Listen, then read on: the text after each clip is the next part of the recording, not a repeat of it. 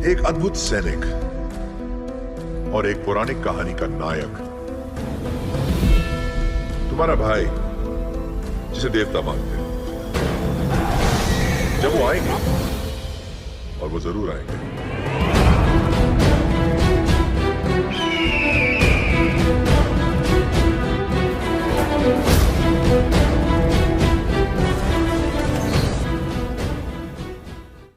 कहाँ की दिखाई जाएगी कहानी, कैसे मिलेंगे तीनों योद्धा, कौन प्ले करेगा तीसरा कैरेक्टर। जैसे कि आपने पिछली फिल्म में देखा होगा कि कोमाराम भीम और एल्लूरी सीतारमन दोनों ही आदिवासियों के अधिकारों के लिए लड़ते हैं और जीत हासिल करते हैं। ठीक उसी तरह ही फिल्म के सीक्वल में भी दोनों को फिल्म के नए कैरेक्टर के साथ मिलकर अंग्रेज़ों के खिलाफ लड़ते हुए हमें देखने को मिल सकता है। पर यहाँ सवाल ये उठता है कि इस बार फिल्म की कहानी कौन सी जगह पर बेस्ड होगी। पिछली वीडियो में अगर हम बात करें दोस्तों, तो मैंने आपको बताया था कि इस बार फिल्म का जो तीसरा main character freedom fighter Khudiram Bose का होगा, जिन्हें असल ज़िंदगी में केवल 18 साल की उम्र में ही उनको मौत के घाट उतार लिया गया था। पर फिक्शन स्टोरी के चलते फिल्म में उनके बड़े होने की कहानी दिखाई जाएगी।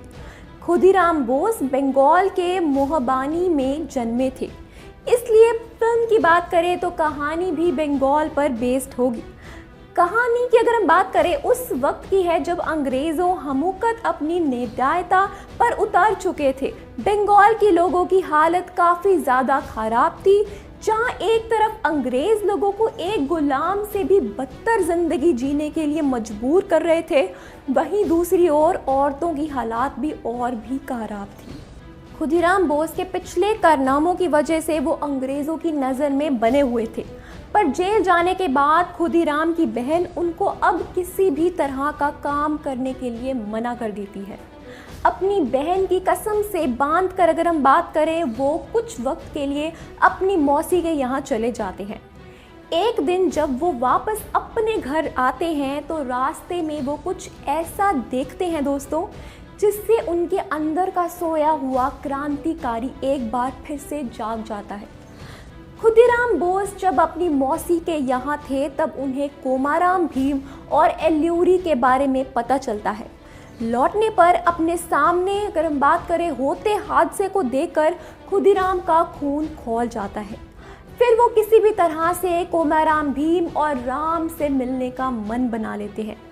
खुदीराम को अगर हम बात करें तो दोनों के बीच की जो दोस्ती है और उनके अनोखे साहस का पहले से ही पता चल जाता है, जिससे उसको इतना समझ आ जाता है कि अगर उसकी बात दोनों में से किसी एक तक भी पहुंच जाती है तो दोनों ही उसकी मदद करने के लिए ज़रूर आएंगे।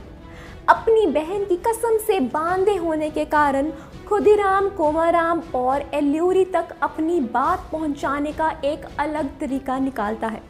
खुदीराम की अगर हम बात करें, उन दोनों के नाम एक चिट्ठी लिखता है और उसे पहुंचाने का काम अपने दोस्त को देता है। अब आगे देखने वाली बात होगी कि क्या कोमाराम और एल्लूरी तक वो चिट्ठी पहुंच पाती है या नहीं। फिल्म RRR की रेस में प्रभास ने यश को पीछे छोड़ दिया है। सोर्सेज की माने तो मेकर्स ने इस फिल्म के लिए प्रभास का नाम फाइनल किया है। प्रभास को हम सभी बाहुबली में उनके दमदार एक्टिंग से जान चुके हैं। ऐसे में अगर RRR में खुदीराम बोस के कैरेक्टर को प्ले करते हैं तो ज़रा सोचिए दोस्तों, फिल्म को कितना हाइप मिलने वाला है। वहीं बाहुबली द कंक्लूजन के बाद फैंस एक लंबे अरसे से डायरेक्टर राजामौली और प्रभास को एक बार फिर से बड़े पर्दे पर यानी कि सिल्वर स्क्रीन्स पर एक साथ देखने का इंतज़ार करते हैं, क्योंकि अब तक फैंस को इतना आइडिया तो लग चुका है कि राजामौली अब जब भी कोई फिल्म बनाएंगे वो मास्टरपीस ही होगी। जहां उड़ती हुई खबरें बता रही हैं दोस्तों कि फिल्म में प्रभास की एंट्री हो सकती है, वहीं दूसरी ओर मेकर्स ने इस बात पर अभी तक चुप्पी साधी है दोस्तों। उनकी तरफ से ऐसा कोई भी बयान नहीं आया है। तो दोस्तों, आपका क्या कहना है? क्या आप एक्साइटेड है प्रभास को जूनियर NTR और रामचरण के साथ फिल्म में देखने के लिए? अपनी राय हमें कमेंट सेक्शन में ज़रूर बताएं।